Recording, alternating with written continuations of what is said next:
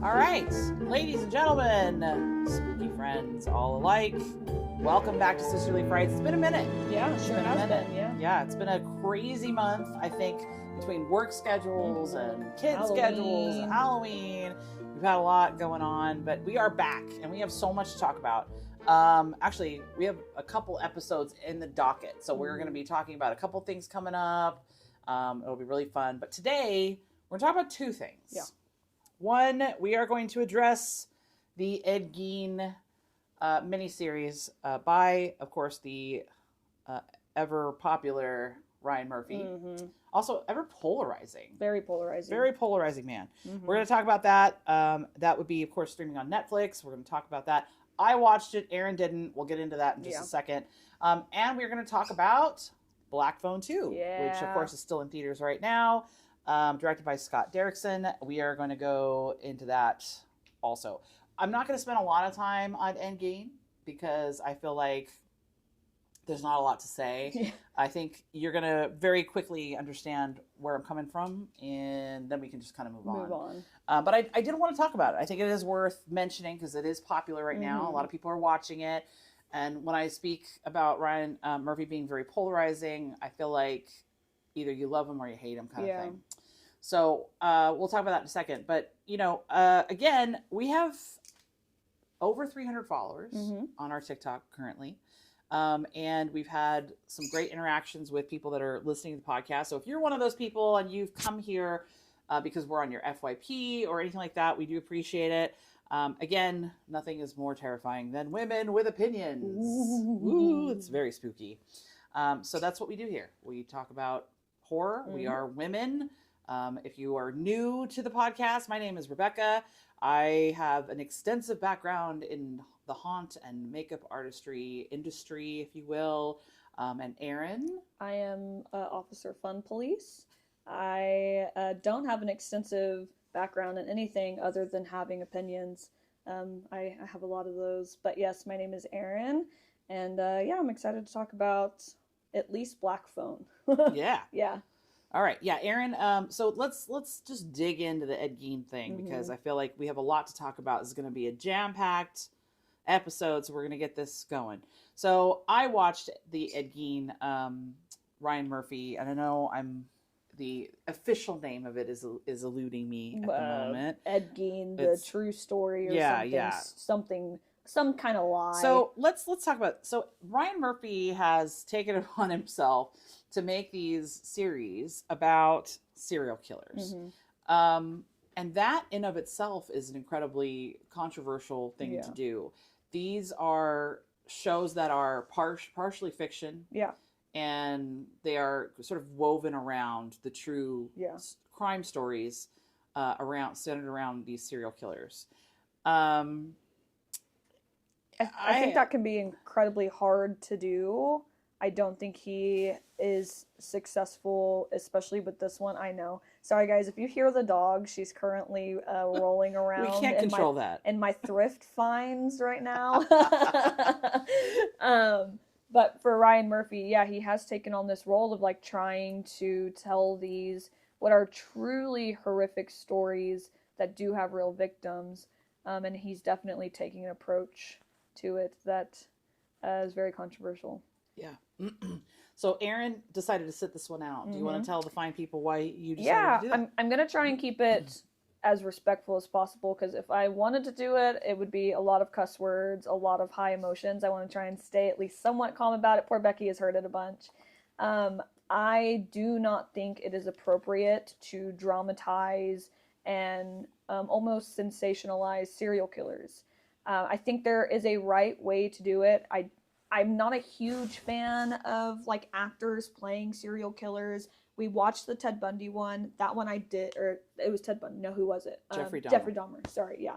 We watched the Jeffrey Dahmer one, and I thought that one was good. I wasn't like, I was not repulsed by that one. But after the Menendez ones came out, I was like, absolutely not. I'm not gonna watch. I understand like actors are gonna be attractive, right? I get it. Evan Peters is attractive. Charlie Hunnam, I can't believe you've done this to me, is incredibly attractive. The guys who played the Menendez brothers are attractive. I understand that attractive people are going to get clicks. But choosing to say that this is the true story and it is incredibly camp and dramatized and you're sexualizing these people, I can't support it, especially when victims are still alive, right? Especially with the Menendez brothers, like they're still fighting for their freedom, they're still fighting for their lives. These victims, their parents obviously being the victims, their family's still out there, right? Like they still have to watch this. That was kind of something that they talked about with the Dahmer one as well. Like, hey, like these victims' families are still alive. Obviously, Ed Gein is long in the past, I mean, but not really. I mean, not really, but it's not like it's going to be like a 2 generations after. And I'm sure the people around who knew Ed Gein are not watching Netflix shows. They probably in nursing homes at this point. But yeah, I don't want to support somebody who's trying to sensationalize these monsters who did horrific crimes. Yeah. Yeah, and to speak to that, I don't disagree necessarily. I am a huge true crime fan. I will watch any true crime documentary. I am unfortunately one of those people that have that sort of morbid curiosity. Yeah, I'm in the same boat for sure. I can watch those documentaries and fall asleep. But a documentary and a dramatized telling with some super hot, sexy guy like Charlie Hunnam is are 2 different things. I love that you can't say his name without giggling. He's so hot. Which may be why you should not watch this. Okay, so I will say this: I completely understand where Aaron is coming from, and I would respect anyone with that same boundary.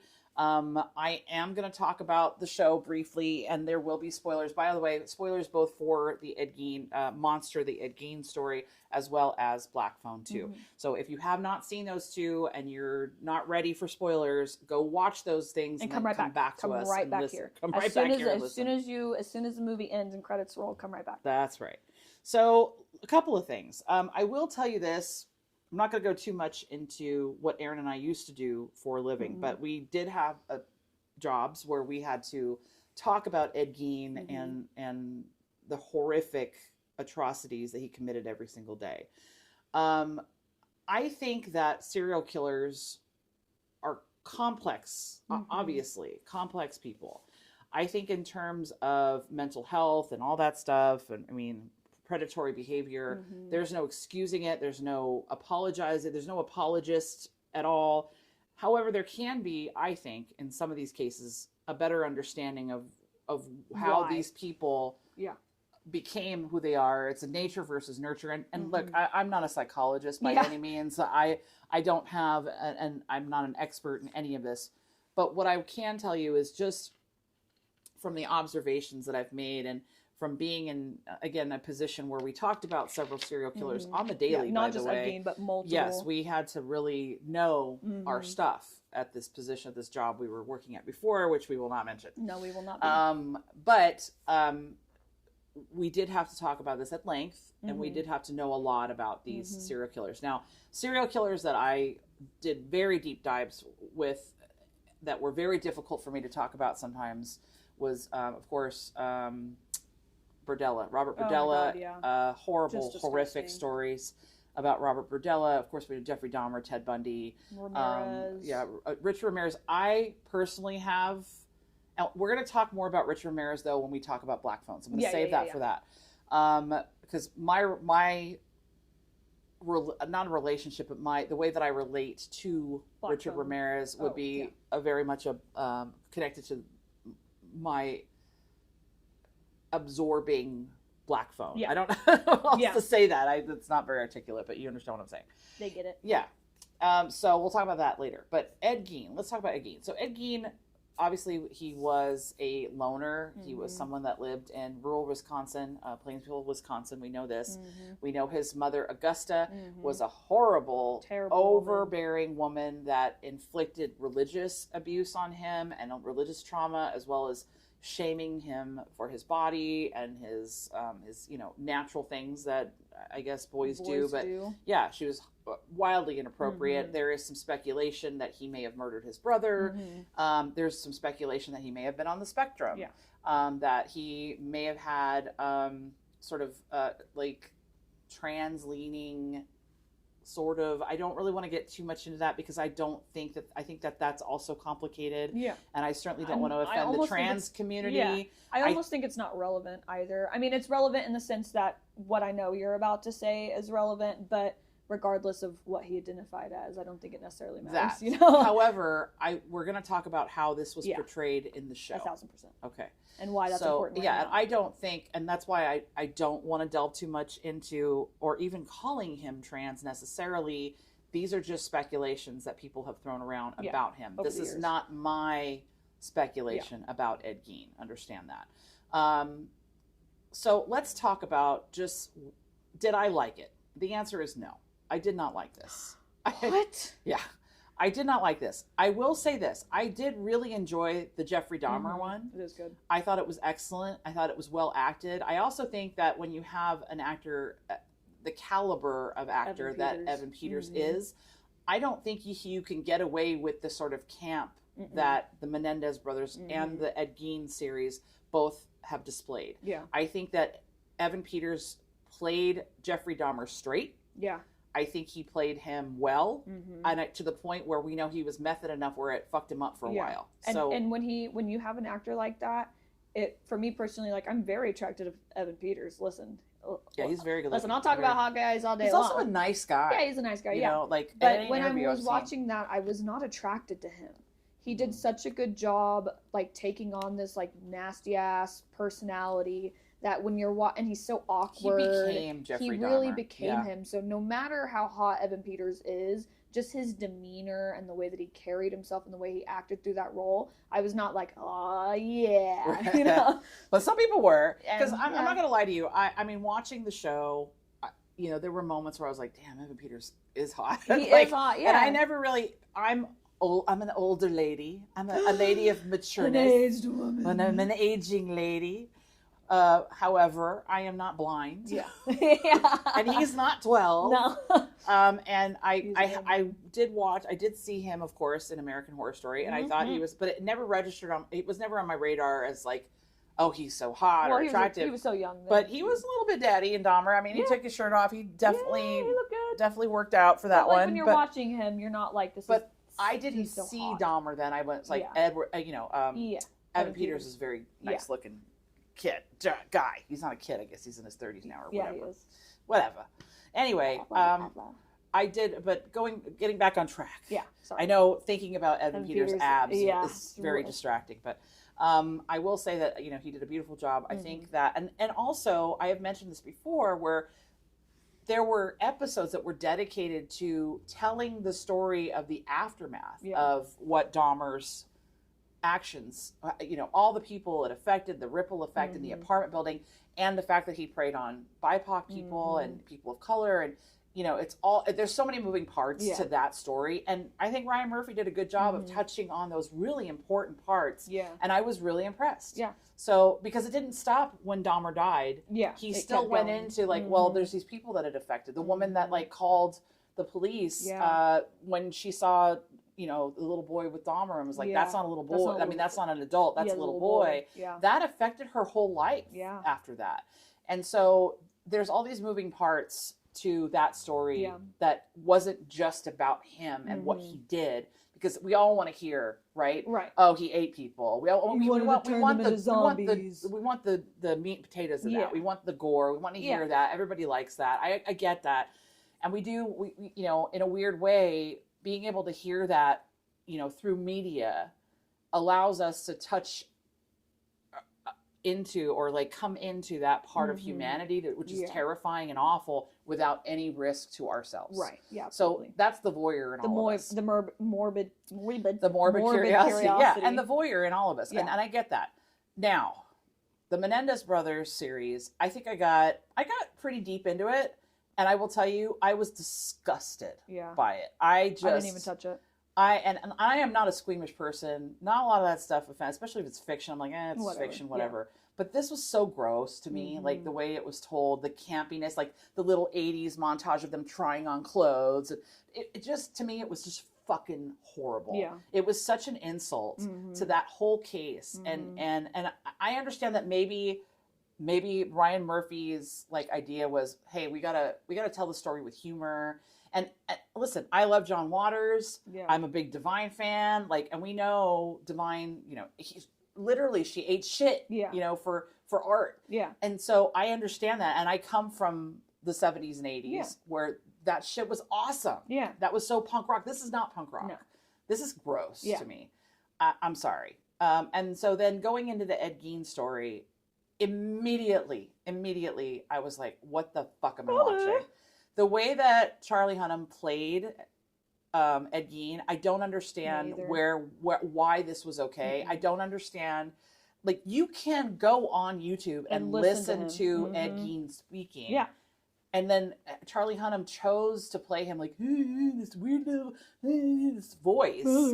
Yeah, it was just so fucking weird. Yeah, it was so weird. I don't understand it. Not only is it Charlie Hunnam also choosing it, but why did the director let him do that? Well, let's talk about that too. So, you know, we are living in an age where we have a president, right, who makes fun of disabled people openly, and it's cool. It's just cool with everybody.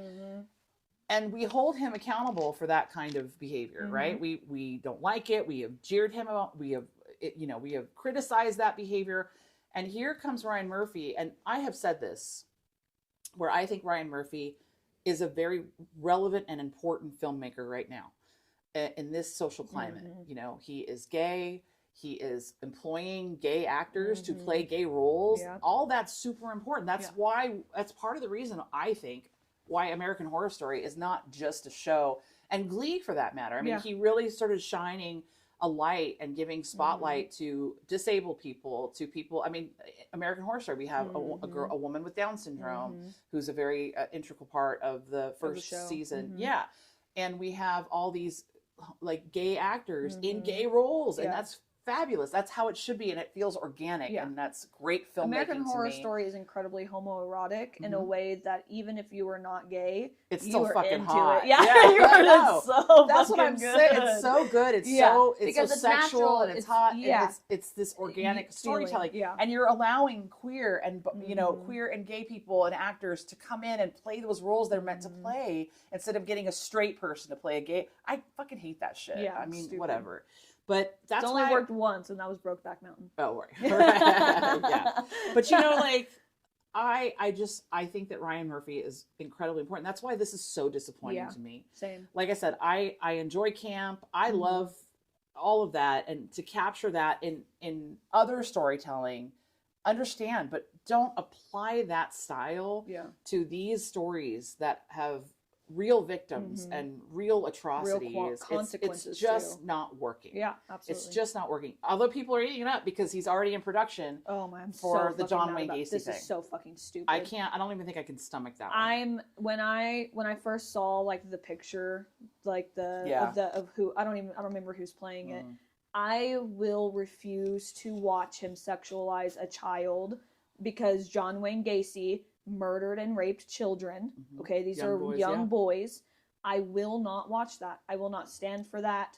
I cannot stomach that. If he is going to continue this route of sexualizing these serial killers and making them these like sensational, over the top characters, I can't do it. Not for Gacy. My thing is, like, we see films that are inspired by Ed Gein. We see films that are inspired by Ed Gein. We saw Silence of the Lambs. We saw Texas Chainsaw Massacre. We saw all of that. But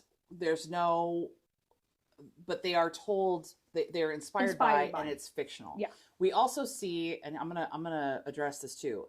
One of the most problematic characters for trans people is Buffalo Bill in Silence of the Lambs. 1,000%. Now, I will say this.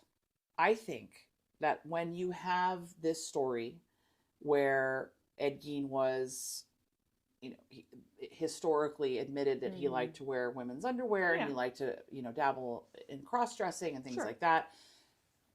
I think that the portrayal of Ed Gein in this frame, in a climate like we have right now, was incredibly tone deaf.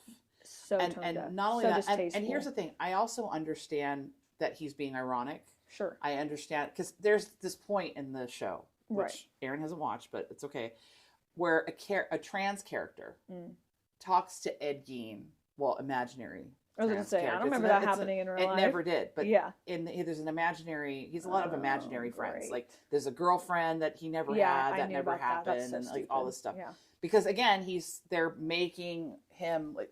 I almost think that they did it just so we could see him make out with this really pretty actress, probably, or this like super hot. It's just more sexualization. Yeah. Which again, I don't mind sexualization, but in this context, it does not work. Yeah. It's hard to swallow. No pun intended. It is it's not palatable. Yeah. So tell me about this trans. So this trans actress in his mind has reached out to him because apparently he had a ham radio in prison, or not in prison, Central State Hospital in Wisconsin, which we know he really was there. Yeah. He didn't go to prison. He was insane. That's right.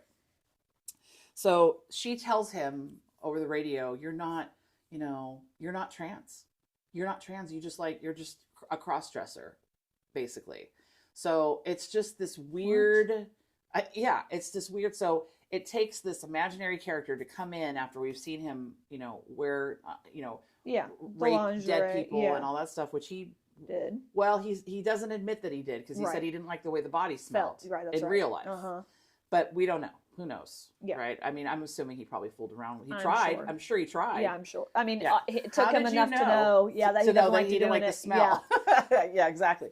So like that was weird, and so it just was, and that imaginary character was put in place to spoon feed us that that Ryan Murphy is saying that Ed Gein is actually not a trans person, and trans people are basically not murderers. And this person is giving the narrative, right? This character gives the narrative that trans people are struggling, and they struggle, and it's the opposite. They don't victimize people, but they are indeed the victims, and which we all know is completely true. Yeah. However, I just felt it was the fact that we needed that character to tell us that, oh, I'm sorry, Ryan Murphy, you're saying that he is not trans and that he's just likes to he's just a cross-dresser. Right. It just is it's weird. But also, like, do you think that the people who hate trans people are going to understand that? That's what I'm saying. You know what I mean? Like, they're not going to get they're not going to get the irony here. That's right. As me and you, obviously, allies, we've got plenty of trans friends, whatever. Yeah. We can watch that and go, oh, this is really fucking stupid. Like, yeah, we get it. But if you're some kind of like MAGA, whatever, not that I want to say the words on the podcast, but if you're like some MAGA idiot who just hates trans people because the TV tells you to, you're obviously too dumb to understand what Ryan Murphy is trying to say. Yeah, and I also think that that's not the audience. Yeah, sure. You know what I mean? But they're going to watch it anyways. You know what I mean? They're going to go, oh, there's an Ed Gein show, right? They're going to click on it. They're not going to know who Ryan Murphy is. They don't care that he's like a gay, director and all of the influential things that he's done. They don't care about that. They're going to watch it and they're going to, oh, look at this, look at this gay guy, look at this trans guy. Yeah, they're all bad. Yeah. I just don't think this was the time for that. That's right. And that's my point. My point is, again, coming back full circle, this was very tone deaf. Yeah. It was bad timing, bad storytelling. Same with the Menendez. That was also the worst timing possible. They were like coming up on parole. Yeah. And then this damn show comes out and now their entire case is sensationalized again, where everybody's talking about it on TikTok and people are showing up at the courthouse again and every YouTuber's making, whatever. I really don't think that helped. The camp, let's just go back to the storytelling. The camp in these series is so disappointing to me. With that said, I think that's all I need to say about Ed Gein. Ryan Murphy, if you ever listen to this just on off chance, please do not make me watch you sexualize children for John Wayne Gacy. Please do not make that. Please change your mind. Please make anything else. If you were going to do John Wayne Gacy, please do it justice. Please don't make it sexual. Well, maybe he'll do it more like Dahmer. I don't know. But I don't know. I mean, Gacy's one of the worst to me. Yeah. I mean, he's just the worst. But anyway, that's all we're going to say about Ed Gein. Monster, it is called, the Ed Gein story. It is up to you if you want to consume it. I found it to be trash. So, however, I still have faith that Ryan Murphy will make other things that are good. Just do American Horror Story. It's so good. I actually was a Glee fan. I did like Glee in the beginning. At the end, it jumped the shark completely. But the first few seasons were phenomenal. So, with that said, I'm done Yeah. talking about And guys, Gein.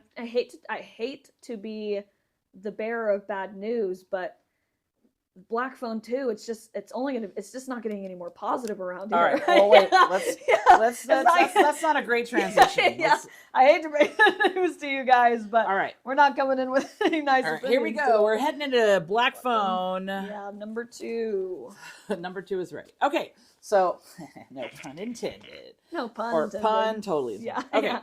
So let's talk about Black Phone 2. Black Phone 2, directed by Scott Derrickson. He also directed Black Phone 1, starring Mr. Ethan Hawke. Let's talk about it a little bit. I'm going to dissect a little bit of Scott Derrickson, pardon me. The runtime, by the way, for Black Phone 2 was 1 hour, 54 Felt minutes. like a couple of days. This is 2 hours long. Okay. Scott Derrickson, he's a director from Colorado. Actually, you'll see a lot of that inspiration in a lot of obviously the movie is set in Colorado. But there's some very specific things that that from his childhood that are in the film. Like he talked a lot about the chain link fences and how he specifically remembers a lot of chain link fences as a kid. And people would always getting hurt on chain link fences. That's so random. You'll see a lot of chain link fences, especially in the first one. Yeah, I definitely caught that. He also directed Sinister, obviously. His directorial debut, though, was Exorcism of Emily Rose. He did direct Sinister 1. He produced and co-wrote Sinister 2. He also directed Hellraiser 5 Inferno. He also directed and produced that film, by the way. This was one of my... I was very impressed by this, but also another link to the Marvel world. Oh. Because lately we've been seeing a lot of Marvel... crossover weapons specifically with Josh Brolin and oh my god, now his name totally escapes me. Which movie though? Weapons. No, but what Marvel movie? Doctor Strange. Oh, I don't know. I can't obviously Josh Brolin is Thanos. Yeah. So he was in all of the the Endgame and all of all that. But it'll come to you later. Yeah. Dang it. I know. I'm gonna tell you guys she says this. Oh, Benedict Wong. There you go. There it is. Woohoo! Benedict Wong. So Benedict Wong is if you guys did not see Weapons, or if you saw Weapons, he would have been the principal that unfortunately killed his partner and then that was great. Ran into a car. Got hit by a car. But there is another Marvel connection here, and that would be Scott Derrickson also executive produced Doctor Strange Multiverse of Madness, which actually was directed by Sam Raimi. Yeah. Which is actually one of my favorite Marvel films in the new MCU. This last wave of the MCU. Yeah. I know there's phases. I'm not that schooled in that. I just know what I like. Yeah, she made me watch it because I don't know nothing about Marvel or nothing. And she's like, you have to watch this one movie. Yeah, but this is a horror movie. And that movie is really good. And it is really good because it is, of course, directed by Sam Raimi. So... to me, it is a horror movie. Yeah. Scarlet Witch, he played her. She's a horror villain to me in that film. It is phenomenal. Plus, we get a lot of the horror elements, like the zombie Doctor Strange. Oh, yeah, and it's just so it's just a ride. That movie is just a ride. If you haven't seen it, and if you don't like Marvel, even if you don't like Marvel, I still suggest you see it. I think it's a great standalone film. Again, if you are a horror fan, you're going to see a lot of those amazing horror elements in that film as well. Of course, director Sam Raimi, but the executive producer was also Scott Derrickson. That's cool. Yeah. So that's really, really cool. I'm going to start off now. I liked Black Phone better the second time. I'm talking about the first one. I wasn't a huge fan of it. I felt that there were parts that just went on too long. The second time I watched it, I liked it a little better. Kind of like with Talk to Me. I saw Talk to Me the first time, didn't like it. Watched it the second time, liked it. This, I kind of felt the same way, not quite as much. Right. I don't think that Black Phone, to be honest with you, is that solid of a movie. I think that there are parts of it that are interesting. I think the concepts are interesting. I think that Scott Derrickson proves that he can be very long-winded. Yes, he can. And there's about definitely 20 to 30 minutes in these films that could just go. Yeah, absolutely. Me. Now, I like Sinister. I like the first Sinister a lot. I think it's fun. I think that what's his name, Gabagool or whatever. Bagool. Yeah, whatever. Gabagool. Yeah. He's Bagul. He's a fun monster. I think the creature design could have been better. Yeah, it's very like Slipknot. Yeah. It's very But I do like the film. Obviously, we know Ethan Hawke is Scott Derrickson's muse because we see him in Sinister. Now we see him in Black Phone. Same for Detective So and So. He's in both of these. All 4 of those movies. Oh, okay. The detective in Sinister 1 and 2 is also the brother for Ethan Hawke's character in Black Phone. That's right. Now I see that. Yes. And we can grab that actor's name in a moment. Yeah. So Scott Derrickson. Obviously, we see a common thread, especially running through Sinister and Black Phone, of the children. Yeah. Like the children, the dead. He likes dead kids. And the way that they look and move and exactly. Green. They're very similar. Yeah. Now Black Phone 2 to me, here's some problems I see. I see direct. These aren't even inspirations. These are direct rip-offs from like Nightmare on Elm Street. Now I've heard in an interview with Scott Derrickson, and he does recognize that people do see the connection between Black Phone 2 and Nightmare on Elm Street, but to me it is a direct rip-off. Yeah. Obviously the synopsis is, guys, just so you know, the grabber has now died because we saw him get killed by Finn in the first one. He comes back in the second one, in the afterworld and everyone's dreams, essentially. The kids are grown now. They're in high school. Finn is angry. He's so angry and angsty. Nobody understands because he's got PTSD. So he's smoking a bunch of weed and he's like getting high all the time. And his little sister, who's still very psychic, is like worried about him. Yada yada yada. She starts having visions. And starts sleepwalking, winding up in weird places, seeing these kids these dead children in her dream. They're giving her clues, namely just initials or letters. They're writing them in the ice. She keeps seeing all this ice and whatever, these kids. And eventually all these visions, and this is very quick, lands them in a winter camp in the Rockies, in Colorado, in the wintertime, in the dead of winter, to be camp counselors.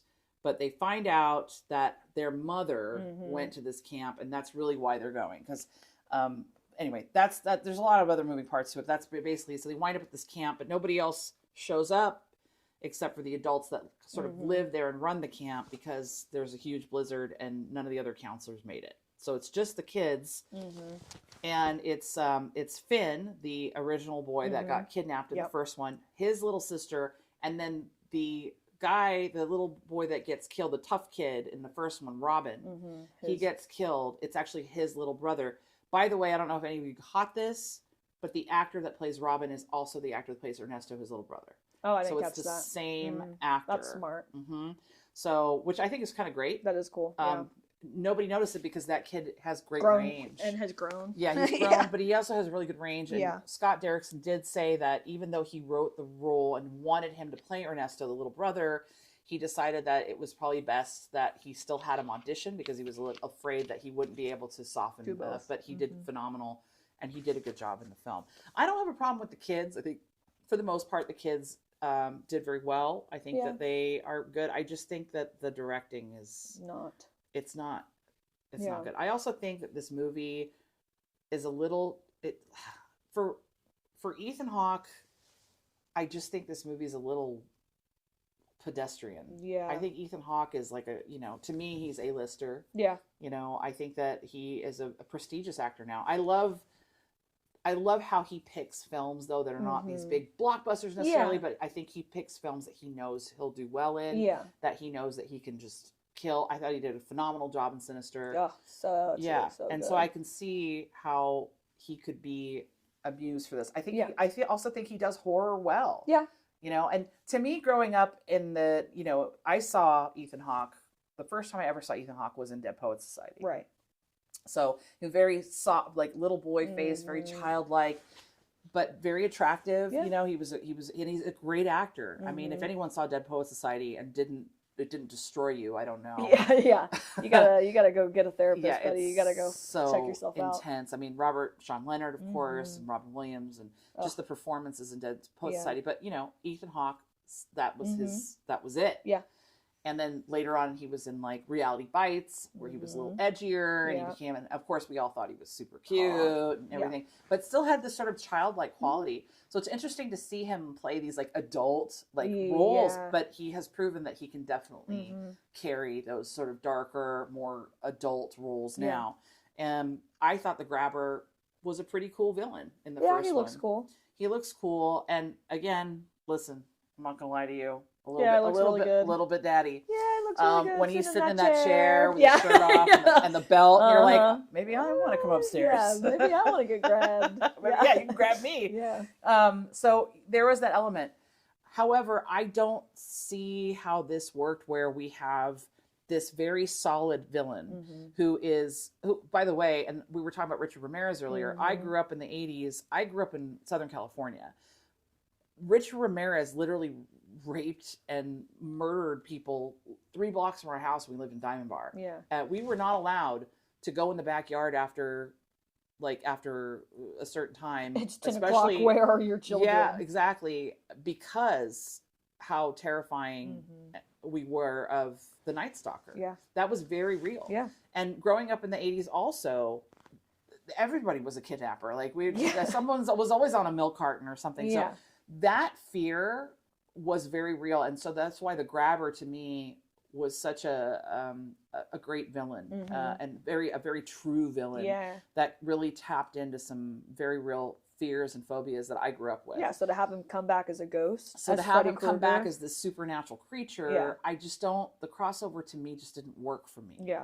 And then him bouncing around people's dreams. And then, of course, we have this scene where he attacks this girl in her dreams and she's being thrown around the room, which was literally a direct ripoff of Nightmare on Elm Street in the Tina scene. Yeah. Where we see she's Tina rolling around the ceiling and getting sliced up. It was the same thing. It wasn't even like inspired by, it was the same goddamn thing. But this one, like, even with like modern special effects and CGI, it looks terrible. I'm sorry, it doesn't look good. But it was very effective in Nightmare on Elm Street. Incredibly. It scared the shit out of me. Because it's like the first time you're really seeing that, and it's scary. But we're like staring at her floating for so long in this. You know, like in Nightmare on Elm Street, like you see it for a second, and then it'll cut to somebody, and then she's rolling around a little bit more, and then it'll cut to somebody. But on the ceiling, and then you see blood, her. Yeah, you see her getting clawed, and her. I've watched this recently, and it's still a great scene. It looks good, but this is not good. When she's like, when they're trying to throw her, and what kind of oven is that? Have you ever seen an oven that just lights on fire like that? No, you haven't. So, I get it. He's Mr. Ghost. Okay. Maybe he's got fire powers too. You have never seen an oven turn on like that. And when he's trying to throw her in the oven and she just like dead stops like that, I was like, oh, it looks like a big pizza oven. That's what. But it doesn't light on fire like that. Well, I think that's the supernatural. I know. Now he's got fire powers. You're not getting it, Aaron. I know. You're not in it. Yeah, you got to get on my level, Aaron. Well, I can't. The level I can't get on is them fighting imaginary him in real life. Yeah. Oh, that too. That is so dumb. Some point in the movie, of course, he's only coming to you in your dreams, whatever, and then again, this poor girl is waking up with like burns on her arms, and the kids are talking to her, trying to show her. And it all comes down to these 4 kids or 3 kids, whatever, he threw them in the lake that's now frozen over. These were his like first victims or something. Yeah, and then we have these other characters. Let's talk about the characters that are residents to the camp. We have our quintessential, because it's a Christian camp, by the way. Yes, this is it, because the sister is secretly religious. That's important. Do you remember that? No. She's always praying. And the dad doesn't want her to pray. That was so. It was so dumb. It didn't even register. Yeah, because dad doesn't believe in God because mom died. Oh, shut up. God. So, let's talk about dad too. Well, wait. I got so many thoughts. Sorry, we're let me come back. So I was going to talk about the core characters that like are the resident characters, the adults essentially that live and run this camp. So we have the owner and the guy that runs the camp, and he's this Hispanic guy who's done time, and he had addiction problems. He's got all these tattoos, and now he's found Jesus, and he runs a camp. Yeah, he used to be in jail. Yeah, he was in jail. He got his tattoos in jail, and whatever. And then there's his daughter Mustang. Right. Like the horse, not the car, because they had to tell us that. Like the horse, not the car. Whatever. And she's kind of inconsequential. Yeah. She just kind of walks around going, you're wrong and Yeah. you're right, or I don't know. She's supposed to be tough, like tough She's supposed to rancher be type like girl. the romance for Finn, But that like, never happens. You never see it. It never happens. And they're like talking about it at the end. You at never the see end, it. they reply, yeah. So there's no that. And Yeah. then there's this couple, this like sort of middle-aged, white couple, very overly Christian, and they're like, you know, because the little girl's psychic, they're like, oh, she's the devil. She's the devil. And obviously, you absolutely hate the woman in that couple. Yeah, she is so She is such a bitch. Like, I could not wait for her to die. Yeah. I wanted her to die so bad. And we didn't even get the satisfaction of it. There was no body count in this, other than the kids that were already dead. Yeah. Now, I will say this. I think that the gore and the practical effects in this film were done beautifully. Yeah, I love when that kid's face just slides off. Yep. So the key makeup artist in this film, and I'm probably going to totally butcher her name, was Anya Harazmiak. I'm sure I'm butchering that terribly, but I'd like to see her other work. I'm going to do some research on that and see what's going on, because I really thought, as someone who has, you know, created gore and everything, I will say this. The gore in this movie was elegantly done. Yeah, it does look It good. was so beautifully done. Mm-hmm. I think that when we speak to gore and special effects, especially practical effects, I am so glad that Scott Derrickson made space for practical effects in this film that actually were quite well. They were quite beautiful, in my opinion. You see that in Sinister too, where all of those special effects and all those kill scenes are just so good. That's what makes those movies so good. I agree. And I will also say this. I think that Black Phone 2 was shot beautifully. Mm-hmm. I think the cinematography, I love the dream sequences where we have that sort of fuzziness, that sort of otherworldliness where it's like the sound is sort of muted. Again, the sinister effect. Yeah, very much. And I know we kind of went back and forth about this. I do see that sort of Skinamarink style in there as well. And we'll talk about Skinamarink another time. Yeah. But I do think that is a little bit in there too. But you are correct. I did go back and watch Sinister a couple nights ago, and I did see that similar effect with the projection scenes in Sinister. So he just made them more dreamy, sort of surreal. Yeah. But even like the way the kids move and appear and disappear, that's just straight up Sinister. Yeah, well, that's straight up Scott Derrickson. Yeah. So I do like his visual style. I do love that very much. I don't like his storytelling that much. And not in this series.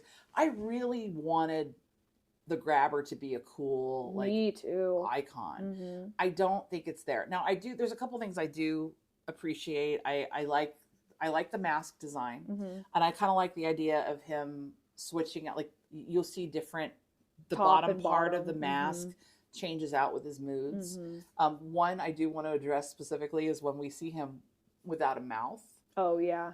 Which is really interesting to me. And I've talked about this in another episode, and Aaron knows this very well.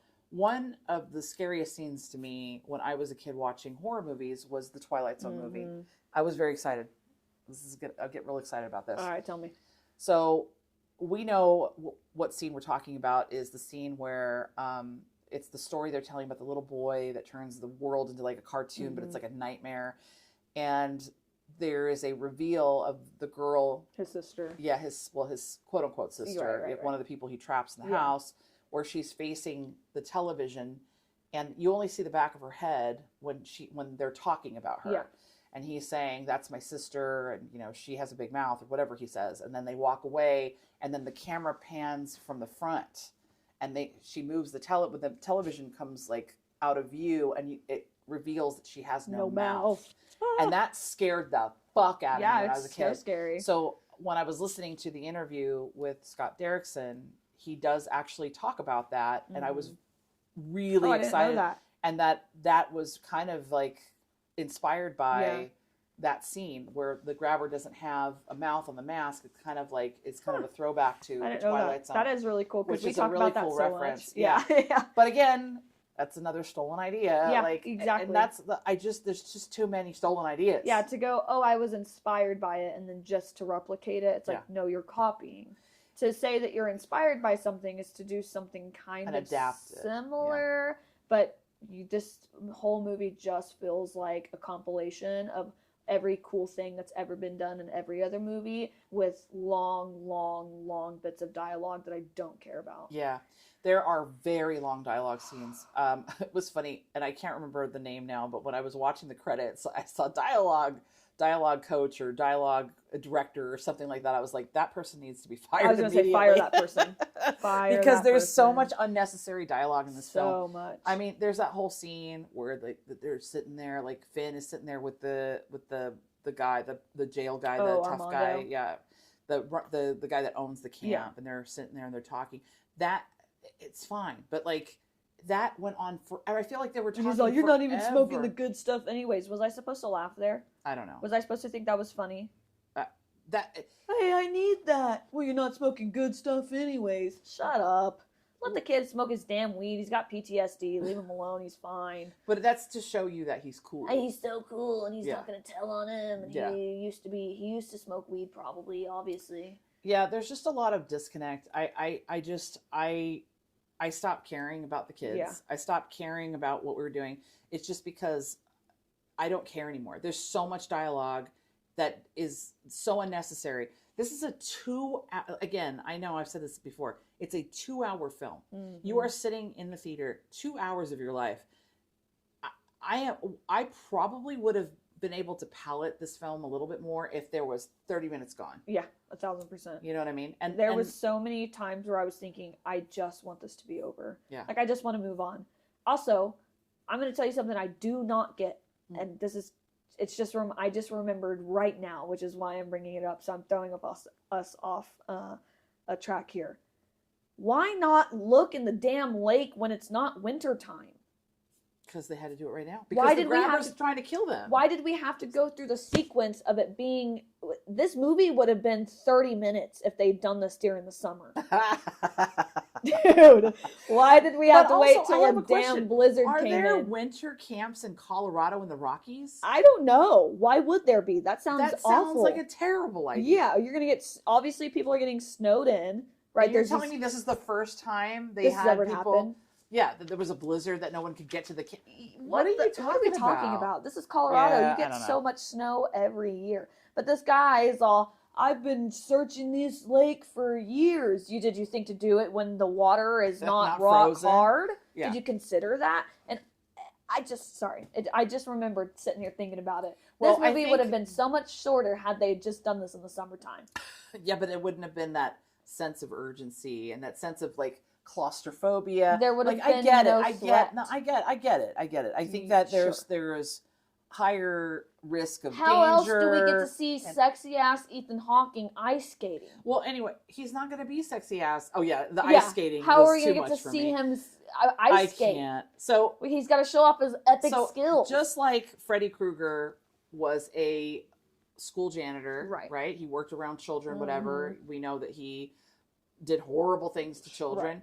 The grabber was a camp counselor, or like some kind of maintenance guy at the camp. I'm like, oh, so he's Freddy Krueger, like, and then now he's in everybody's dreams, so he really is Freddy Krueger, and now he's throwing people around rooms, and he's invisible, and things are happening to these kids when they're not when they wake up out of their dreams. God, do you know what that sounds like? Freddy Krueger, like Nightmare on Elm Street. Yeah. My thing is this, and again, it's just watch Nightmare on Elm Street. Just watch Nightmare. There's like, how many Nightmare on Elm Streets? 5. Many of them, but first and the third are clearly the best. Dream Warriors is one of my favorite horror movies. Dream Warriors. I'm not saying it's a great scary movie, but what I'm saying is that it's iconic. I don't like camp, and that is some of the most ridiculous camp you've ever seen in a movie. The kills are so good. But you know what? When she's in that TV, I'm telling you, that's awesome. I really genuinely loved Heather Langenkamp in those films. Yeah. I met her recently, and she's so lovely. Yeah, she's so lovely, and I think she's also one of those people that embraced that role, embraced her place in the horror, in the horror whatever. Ecosphere. Yeah, exactly. It's universe. She's just awesome. And Robert Englund also amazing. I have not met him yet. But I know a lot of you guys probably out there have. But yeah, if you want this kind of movie and you don't want to listen to 45 minutes of just dialogue about how sad and misunderstood teenagers are, just go watch Nightmare on Elm Street. There is one dialogue scene that I do like, and I wish it was shorter because it's perfect. It's when Dad shows back up. Oh. Dad does come back. I still don't remember how Dad knew to come and get them. I don't know if somebody called him. Called them. Because I don't even remember that. At the beginning of the blizzard, the little girl calls her dad and says, because the counselors are like, hey, you should probably go call your parents. Right. So she goes to the office and she calls her dad to tell him what's up. Do we see the conversation, or do we just know she does that? No, you see. Okay. Yeah, I guess I was already not paying attention. Yeah, you see the conversation. Dad hangs up the phone and immediately calls somebody else that has like a snowplow the truck. Snow Cats or whatever, which was also very shining of them. Of course. And so he gets the snowcat and he comes up the mountain to come. So when he gets there, he's like, "I'm here to rescue you guys." Yeah, and then those two are fighting. And then there's this 10 more minutes of them But the only funny thing about this movie happens in that 10 minutes. What's that? First off, they're all standing so far apart from each other. Oh yeah, that's so weird. Why are we all 10 feet apart? Why are we all yelling at each other? But the little girl... This is a really awkward scene. It's so awkward. They're like standing in a triangle formation, but they're all so far away from each other. And they're freezing cold in the snow. And it's snowing, and it's it's like nighttime. Yeah. I don't know. It's weird. Anyways, the little girl, she was like, and you're just like Dad. All you do is like get messed up, and you hide away all your problems, and you blah, blah, blah, blah. And Dad goes, whoa. And it just moves on. Like, what the hell? That was actually like so Dad funny. In this, where in the first one, he's actually terrifying because he beats the shit out of her. Yeah. And I think that's important to this role of Finn being this like strong little boy. Yeah. And also the daughter being so like strong-minded and like that's what makes these two such a dynamic is they're already living this like nightmare reality. Right. Mom's crazy and hung herself and died, which we find out in this movie that she didn't actually kill herself, whatever. Right. Mom thought she was psychic, was crazy, cuckoo, whatever, killed herself. Dad's an alcoholic, he's abusive, he's terrible. So they're living this awful reality, and then another terrible thing happens to these two. Another element. Another, like, Dad is already so broken, right? Because you understand that he's broken and that his wife has died. And he finds her dead. And he finds her, right. You understand why he is that way. Not that it's right, but you understand, okay, this man is broken, and now he's lost his son on top of that, and his daughter thinks she's psychic. So you've got a whole there's a lot of moving parts to why Dad is this terrible monster, right? So not only they're living at home with the monster, they go outside and there's monsters hunting them, and Finn gets caught by this terrible whatever. But so for Dad to be this like now he's like the all-star dad, I feel like and he's witty. the comedian. He's like the comedic relief in the movie, and I'm like, why? But why did we need that? Yeah, I didn't want to see that. I would have rather seen Dad still be very stoic and like recovering. You know what I mean? Like all of a sudden he's just fine. Like I know they're like, hey, don't drink while we're gone or whatever. Yeah. But like you really don't get to see the struggle of somebody being a recovering addict, because that alone is also terrifying and scary and whatever. But instead we get to see him be like some goofy. He's goofy. Yeah. Whoa, that was uncalled for or whatever. Yeah. He's also like the hero because he shows up and whatever. Which I'm not saying. Obviously, I'm not saying that addict parents don't recover and do become these amazing parents. But within this like short amount of time, Dad's like, oh, I'm 3 weeks sober. I'm like, what? Like, you would not be that way if you were, I get my 3 months or whatever. I think it was like 2 years. I don't remember. It's years. Well, regardless. It's like 3 years, something like that. I don't know. But no, I understand. I think what is portrayed correctly in that, and especially in that time frame, is the lack of help that children got from parents, especially with mental health issues, depression, emotional disorders. I'll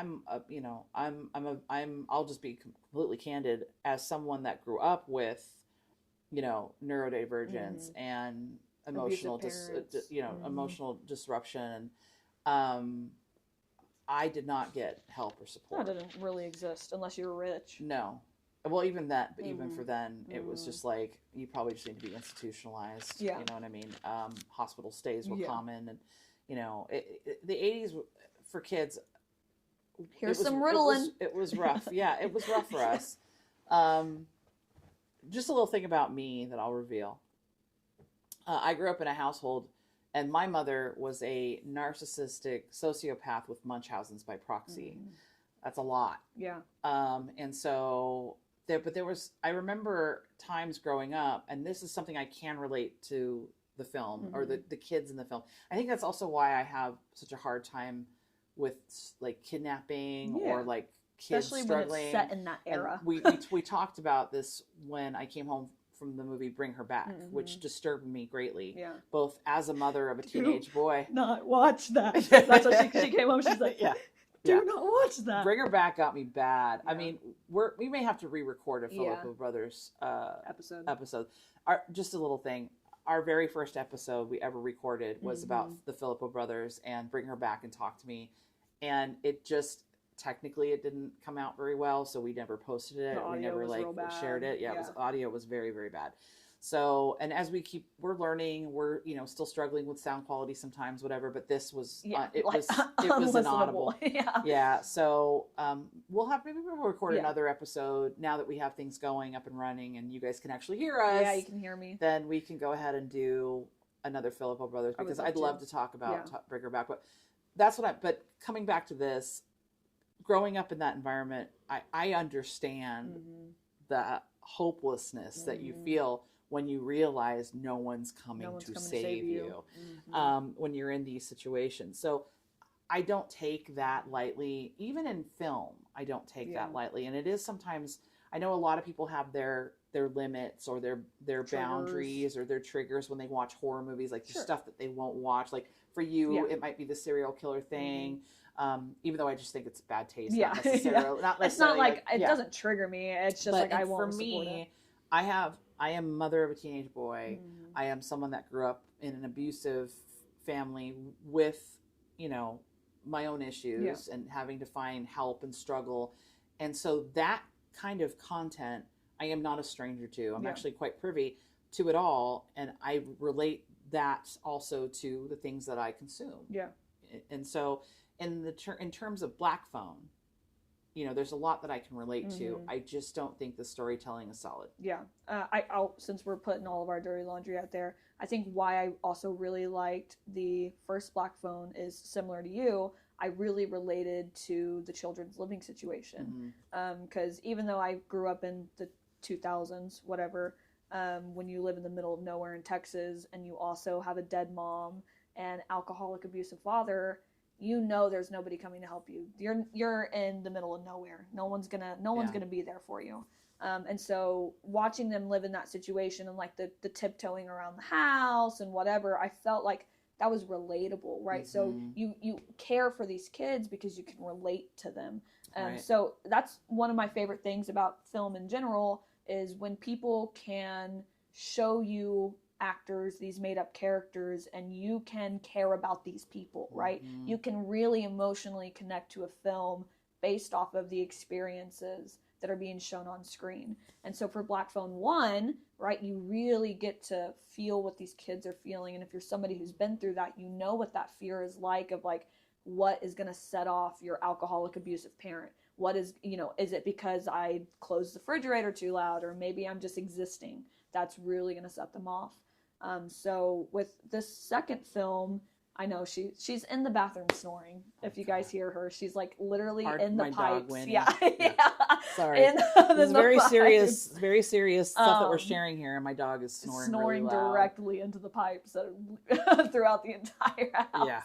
But for the second one, you don't really have an emotional connection to these two. Yeah. It now becomes this it's a like fantastical story of now the two kids are psychic. It's not is she psychic or is she just like intuitive and this terrible thing has happened to her and whatever. It's no, she is psychic and Freddy Krueger's here. You don't care about these camp people, right? There's nothing that makes me like Mustang, or like you get a little bit of the backstory of the main guy, Mr. Prison, whatever. Right. But do you expect me to like?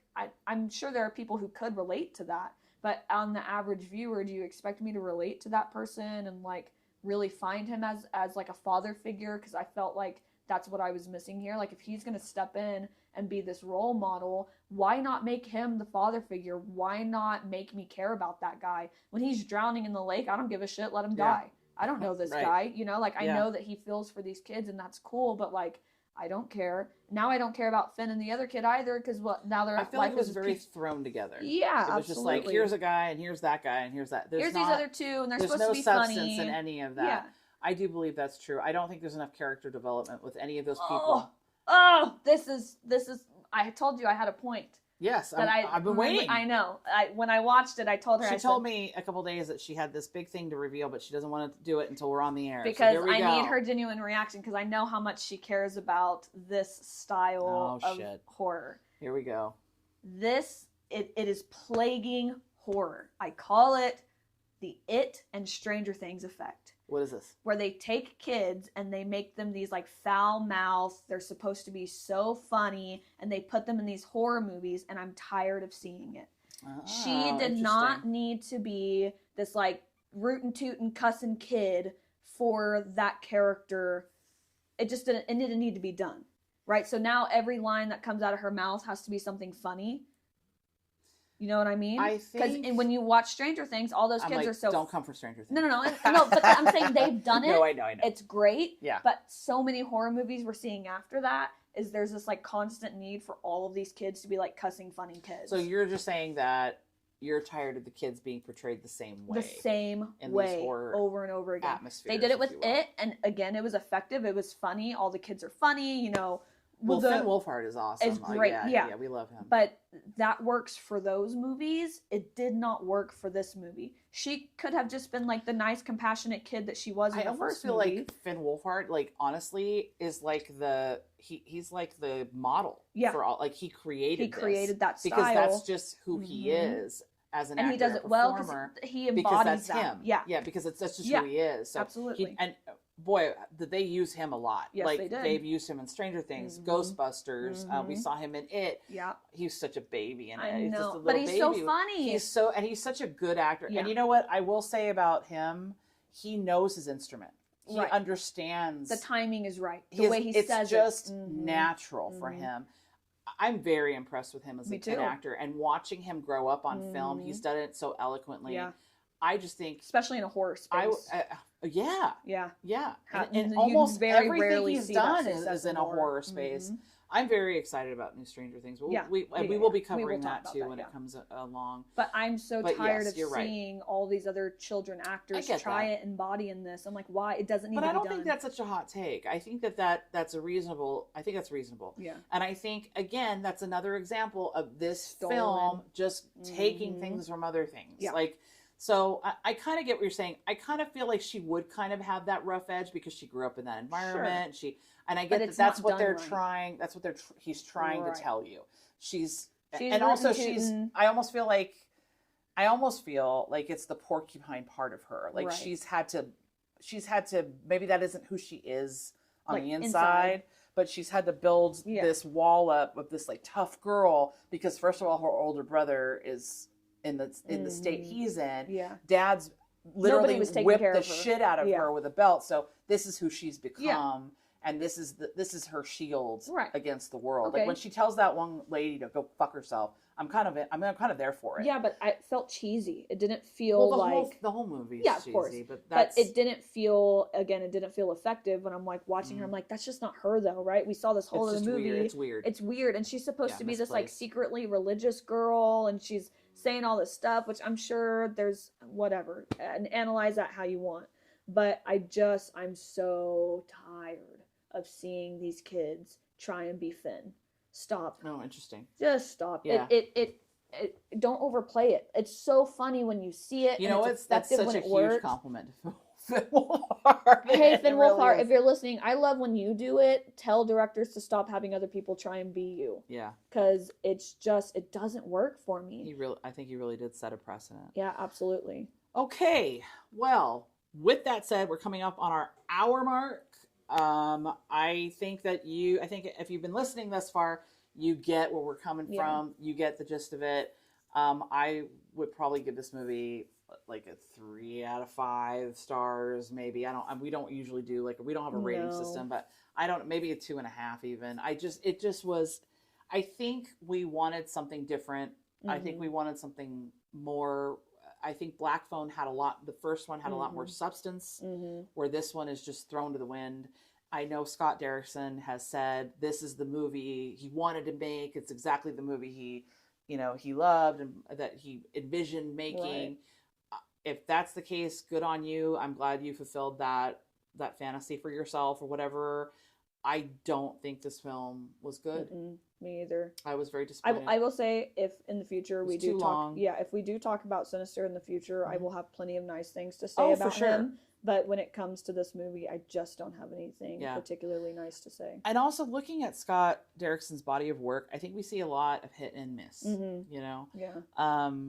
I because of Sinister, I think I was not a fan of The Exorcism of Emily Rose. I thought that movie was not anything that it should have been, especially in terms of speaking about Annalise McKell. Yeah, and that's just a sad story. Incredibly sad. And that's another portrayal of a sad story. Yeah, a real sad story that was not done well. Yeah, I don't want to get us too much off on a tangent on that, but if the listener does not know who Annalise McKell is, look it up. But beware. Yes, it's very disturbing. Tragic. Yeah, and it's very sad. It's disturbing.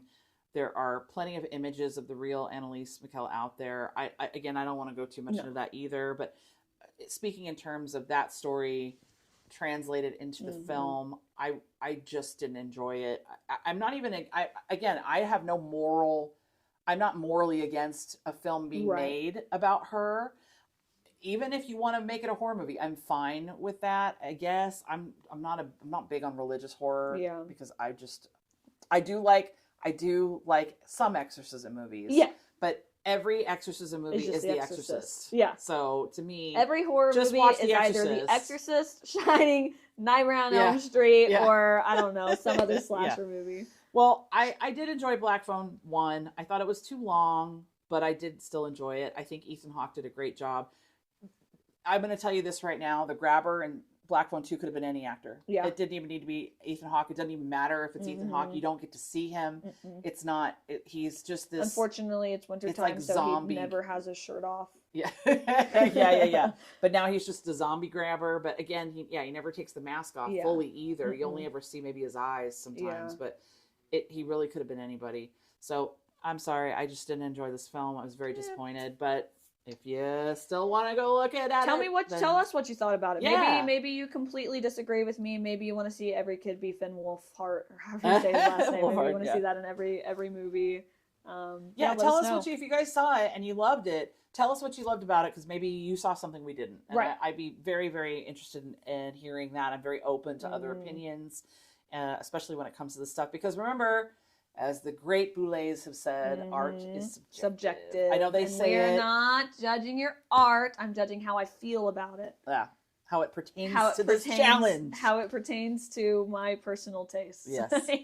That's right. Yeah. And by the way, we will be speaking about the Boulet Brothers and Titans. We're going to let Erin catch up. I really wanted to talk about it with you guys tonight. Yeah, sorry guys, I've been sewing. And she didn't want spoilers. She'd have been mad at me. No, I don't want spoilers. So sorry, guys. If you're watching the new Boulet Brothers Titans and you love it, or if you hate it, I don't even care. We're going to be talking about it.